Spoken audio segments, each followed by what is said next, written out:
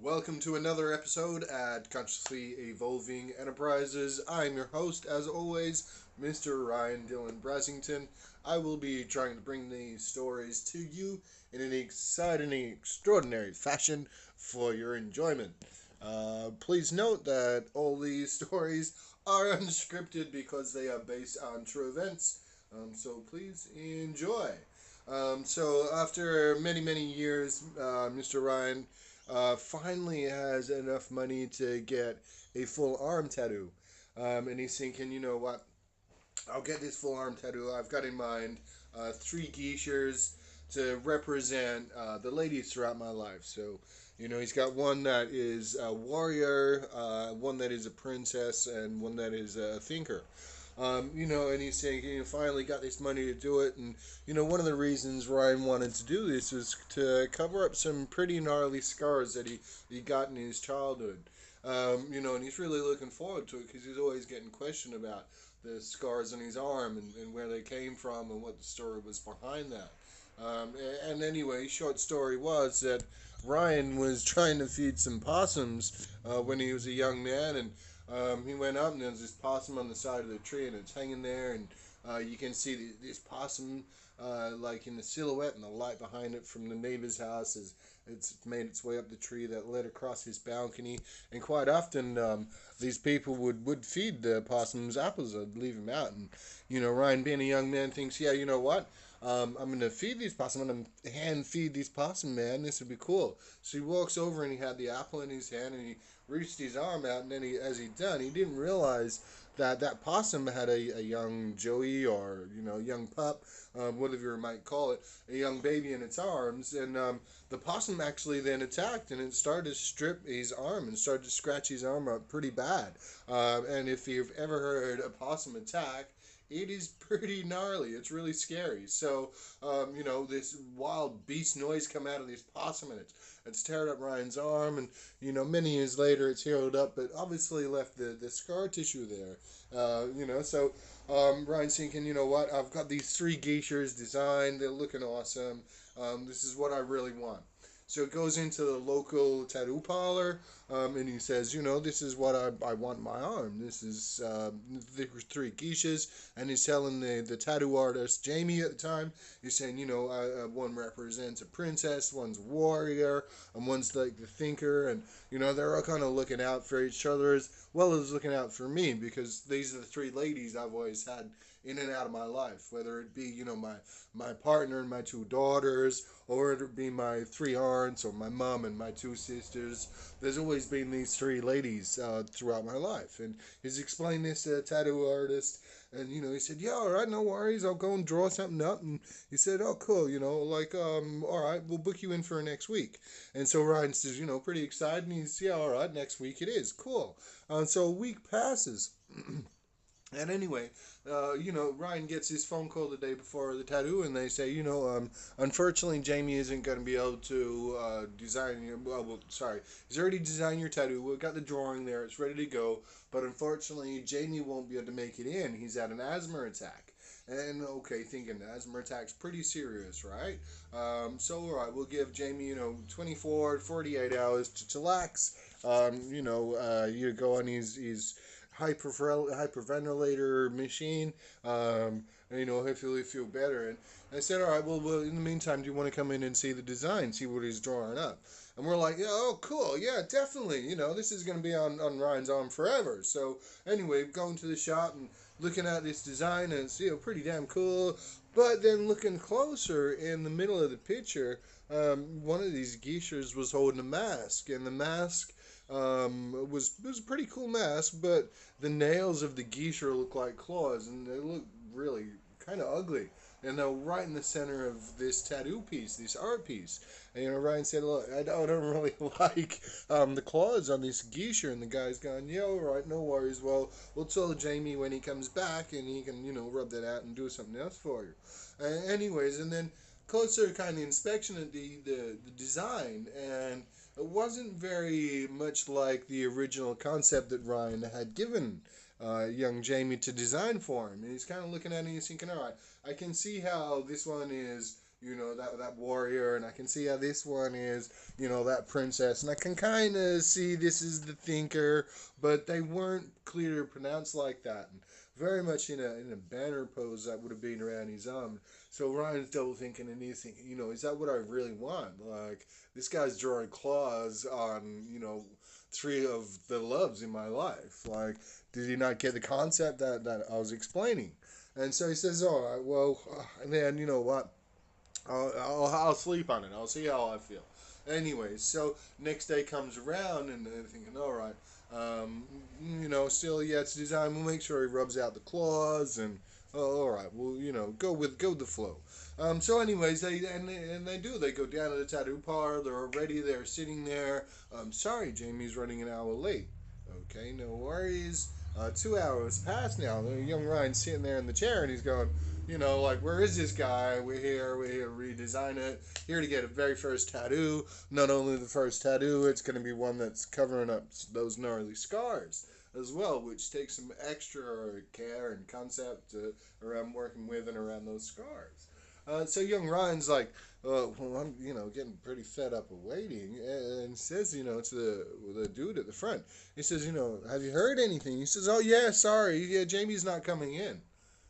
And Ryan's sitting there going, well, why am I still sitting here? And, oh, I'm just seeing if there's another tattoo artist available for you. And he says, oh, okay, no worries. Well, I don't really.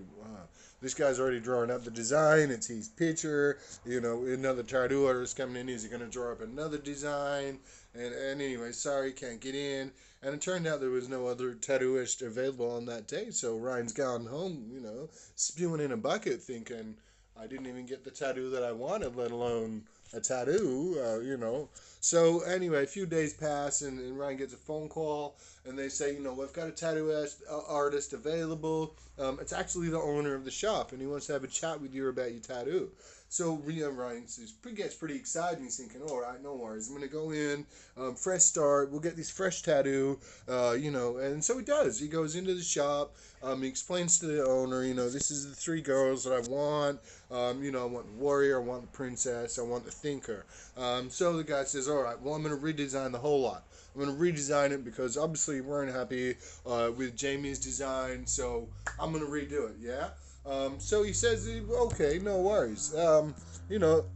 Let's redo it. So, meanwhile, an hour passed while he's going through, his phone, and he's looking for all these designs on the geishas. You like this one, you like this one. This one's got a mouse mask or a cat mask, and that has nothing to do with the culture of a geisha. The geisha is an artist of all forms. She's a master of artistry.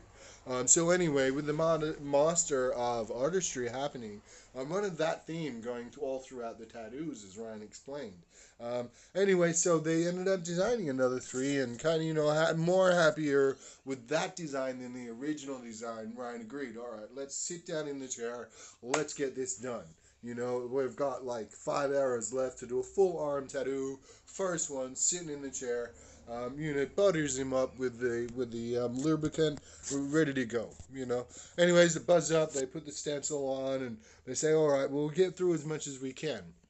Anyway, so the tattoo whisperer begins tattooing, and Ryan's just started a conversation, and Ryan's partner's there, and it's just explaining, going over the scars and how painful that might be, and starting that inside of the wrist could be a very painful part as well.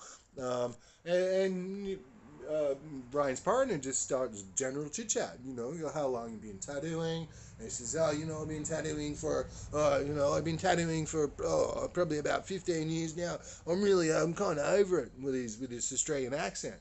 And he's sitting there in his thongs, dead set, sitting there in his thongs, with his black t-shirt on and his short shorts. I'm kind of over it. I've been doing it for a long time. I'm just sick of it. And then he continues to explain that he got the phone call to come in and do the three geishas, and the receptionist guy said, this fella's here is booked in to get three geishas, and the new tattooist named Aaron says, well, I didn't really want to do them, I didn't want to come in, I'm kind of over tattoo, and I don't want to do tattoos anymore. And this is why he's tattooing Ryan's very first tattoo on his arm over these gnarly tattoos, and the scar over the gnarly scars that are there, being his first tattoo, and Ryan's kind of taking a deep breath and going, what the myself into here, and the guys then continue to explain to Ryan's partner Mallet, that not only has he been tattooing for however many years, he's also got ADD, and that his tattoos can be quite painful because the recipient doesn't know where he's gonna tattoo next. He might be going up the top and doing some shading there. Then he's going to come straight down the bottom and doing some shading there. And then the next spot over here and then over in the middle. And Ryan was now starting to experience this during the tattoo.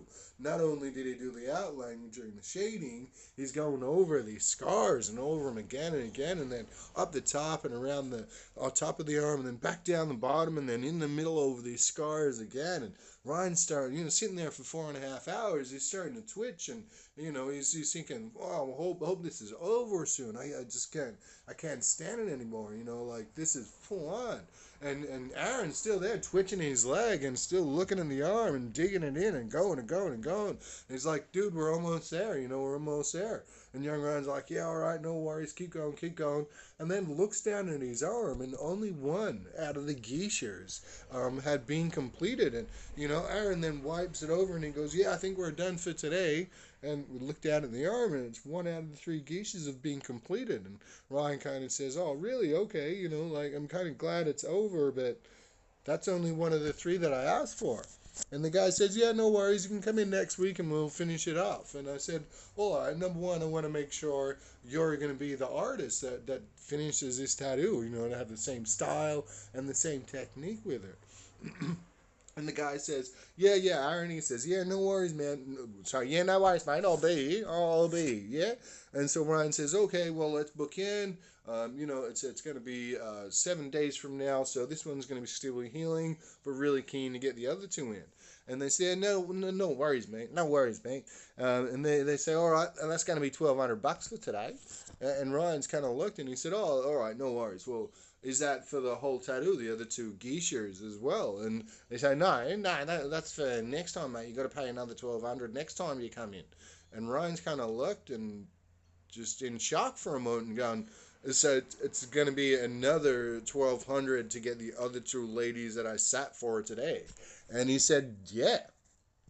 And so anyways, we went and got the money out of the ATM because the place doesn't have a FPOS card and only accepts cash. So went across the road, got the money out, come back, and we paid them.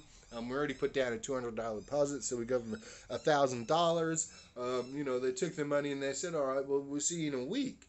And young Ryan's like, he's thinking, his head's about to explode. He's going, "This is full on. Like, I just wanted the 3 ladies. I wanted to help cover up, the scarring. All right, number one, the scarring is covered up now. So thankfully, that's gone.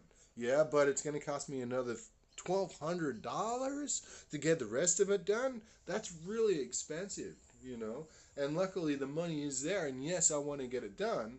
But do I want to go back to that guy who's over tattooing and, he's there like slipping up and down and going left to right and, he's really starting to doubt whether he wants to go back to this tattoo parlor. And so, 7 days pass, and the day before the appointment, young Ryan gets a phone call and he says, "Oh, really sorry, mate. Look, your tattoo Aaron, the owner of the shop, he's sick. He can't come in." And then anyways, we're like, "Oh, okay, no worries.